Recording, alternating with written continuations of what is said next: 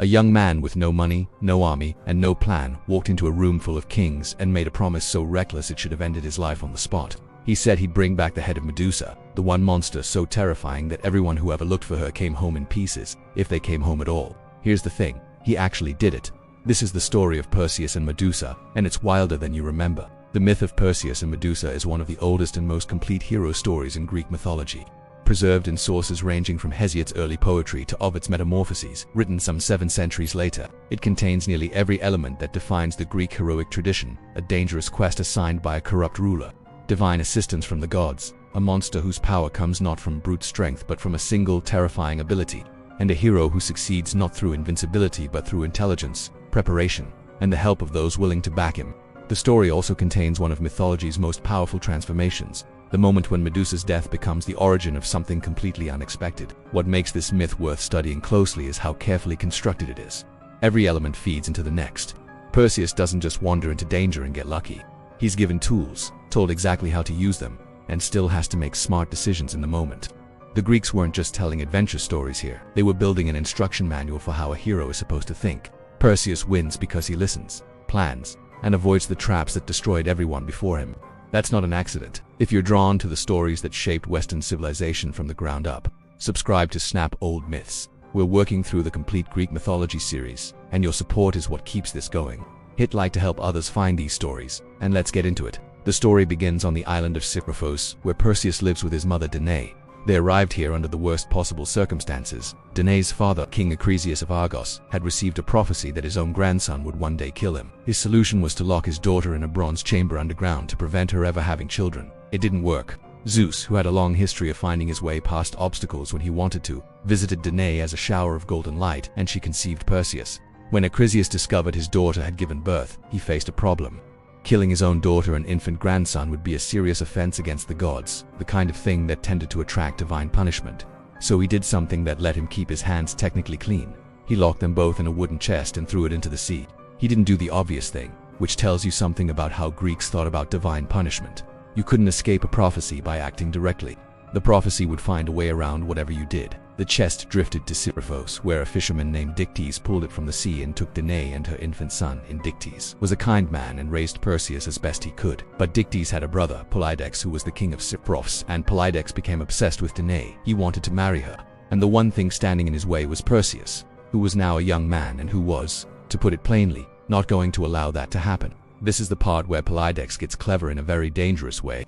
He pretended to be interested in someone else entirely, Princess Hippodamia, and threw a banquet where every guest was expected to bring a horse as a gift. Perseus, who had no horse and no money, blurted out in front of everyone that he'd bring whatever Polydectes wanted, even the head of Medusa. Polydectes held him to it.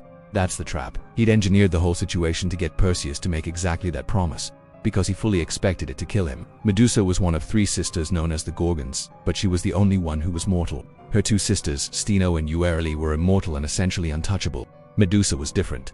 Ancient sources describe the Gorgons as having serpents for hair, bronze hands, golden wings, and faces so hideous that the sight of them turned any living creature instantly to stone. The petrifying gaze wasn't metaphorical. Anyone who made direct eye contact with Medusa died, not from shock or fear, but through a literal physical transformation into cold rock. In Ovid's later retelling, Medusa wasn't always a monster. She was originally a beautiful woman, a priestess of Athena who was violated by Poseidon in Athena's own temple.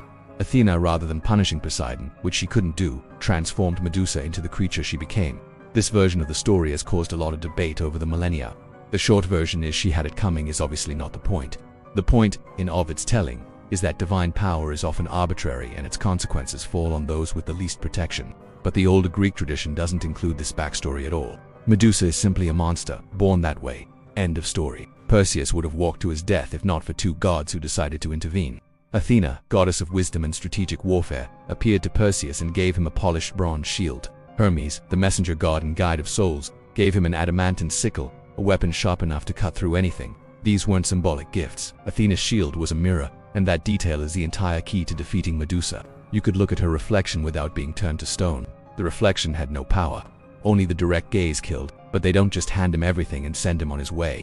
To find Medusa, Perseus first needed to locate the Hesperides nymphs who possessed the additional tools he'd need: winged sandals, a special bag called a Kibisis that could safely hold the severed head, and a helmet of invisibility belonging to Hades himself. The problem was that Perseus had no idea where the Hesperides lived, and nobody was going to tell him. The only creatures who knew were the Graeae, 3 ancient hags who shared a single eye and a single tooth between them. The Graeae were, in the words of ancient sources, born old.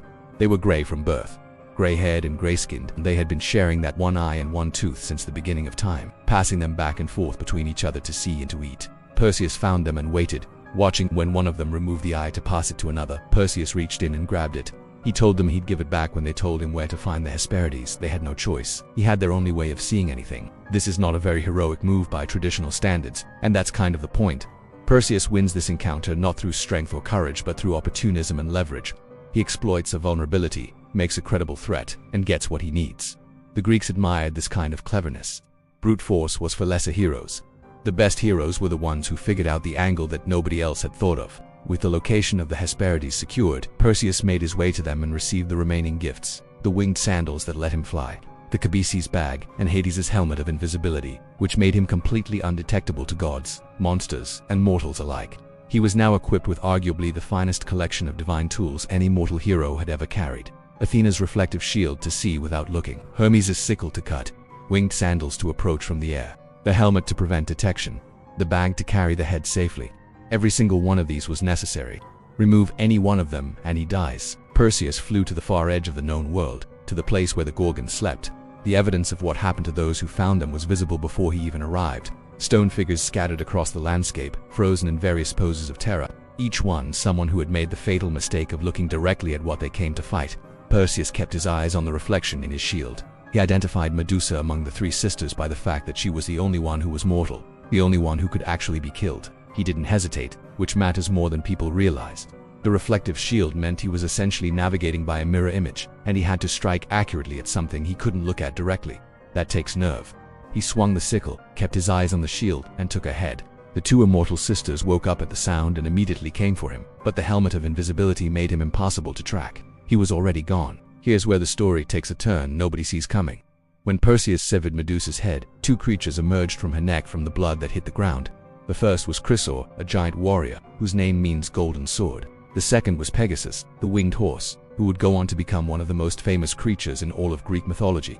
These were Poseidon's children, conceived when he violated Medusa, and they had been inside her all along, waiting. Medusa's death was also a birth, the moment that released something remarkable into the world. Think about that for a second.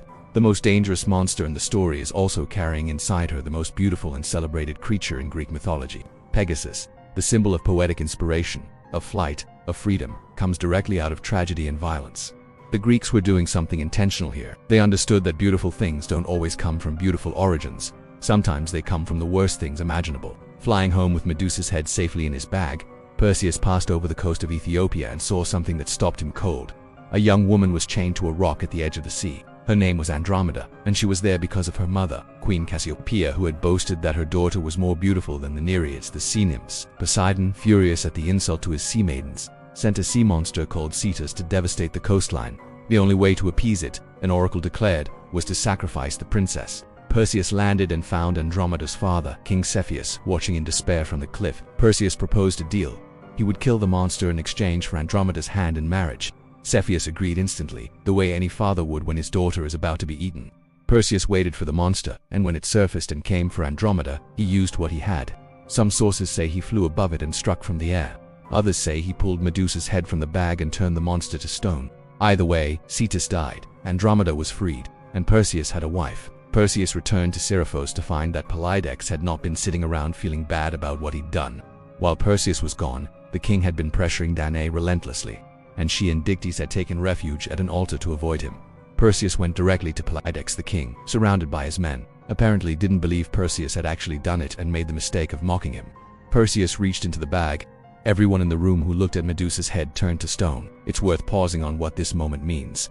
The same tool Perseus used to protect innocence from a sea monster, he used to end a tyrant who had spent years making his mother's life miserable. Medusa's head, which had only ever been a weapon of indiscriminate destruction before Perseus took it, became something else in his hands, a targeted instrument of justice. He didn't use it carelessly. He chose when and where and against whom. That selectivity is what separates him from a monster. After leaving Seriphos with his mother and Andromeda, Perseus eventually returned to Greece. His grandfather, Acrisius, still haunted by the prophecy that his grandson would kill him, had fled from Argos to Larissa to avoid meeting Perseus. Perseus, who happened to be traveling to the same region for athletic games, entered a discus throwing competition. The disc slipped, or the wind caught it, depending on the version, and it flew into the crowd. It struck an old man watching from the spectators. That man was Acrisius. He died immediately, and that is why you cannot run from a prophecy in Greek mythology. Every attempt Acrisius made to avoid his fate contributed to creating the exact circumstances that killed him. Locking Danae away led to Zeus, throwing her to sea led to Seriphos, running to Larissa led to the games where Perseus happened to be throwing a disc. If he'd stayed in Argos and just accepted what was coming, the outcome might have been different. Instead, he kept running, and every step of running moved him closer. It just wins. Every time. Perseus was devastated by Acrisius' death. Even though the old man had tried to kill him as an infant, he was too ashamed to claim the throne of Argos, having killed its king, however accidentally. He traded kingdoms with his cousin Megapenthes, becoming king of Tiryns instead. He and Andromeda ruled for years and had many children, and the ancient Greeks traced the lineage of some of their greatest heroes back through Perseus. Heracles himself was said to be a descendant of Perseus, which makes Perseus one of the founding ancestors of the entire heroic tradition. After he no longer needed Medusa's head as a weapon, Perseus gave it to Athena, who placed it at the center of her shield, the Aegis. From that point forward, the image of Medusa became one of the most powerful protective symbols in the ancient world. You find her face carved above doorways, pressed onto coins, molded onto armor, and set into jewelry. The thing that was most feared became the thing used to ward off fear. The Gorgoneion, as the Medusa face was called, appeared on virtually everything Greeks wanted to protect. The story isn't just about being brave enough to fight something terrifying. It's about the tools you bring, the information you gather, and the choices you make in the moment. Perseus doesn't win because he's the strongest or the most fearless. He wins because he asks for help, listens to what he's told, and thinks creatively under pressure. The Greeks told the story as a model. This is what a hero actually looks like. Not someone who charges in recklessly, but someone who prepares well and executes under impossible conditions. Medusa herself has had a remarkable second life in modern culture, arguably more interesting than her original myth. She became a feminist symbol in the 20th century. Her image reclaimed as a representation of female rage and the consequences of male violence. The same figure that ancient Greeks put on armor to frighten their enemies became a symbol of resistance for entirely different reasons. That kind of transformation, a monster becoming a symbol of protection, a victim becoming a source of power, is something the original myth actually supports. The Greeks were already halfway there. The story of Perseus and Medusa teaches us that the most dangerous thing you face is rarely the most powerful thing you face. It's the thing you can't look at directly, and the answer to that kind of danger isn't to be stronger or faster. It's to find a different angle, to see the monster in a reflection when you can't afford to look at it straight on. Perseus' shield is more than a weapon. It's a way of thinking. Face the hard thing, but find a way to see it that doesn't destroy you in the process. This video was created by combining human research and script writing with AI-assisted visual production, bringing these ancient stories to life for modern audiences. For more Greek mythology, related books, and the AI tools we use to make this content, check the links in the description below.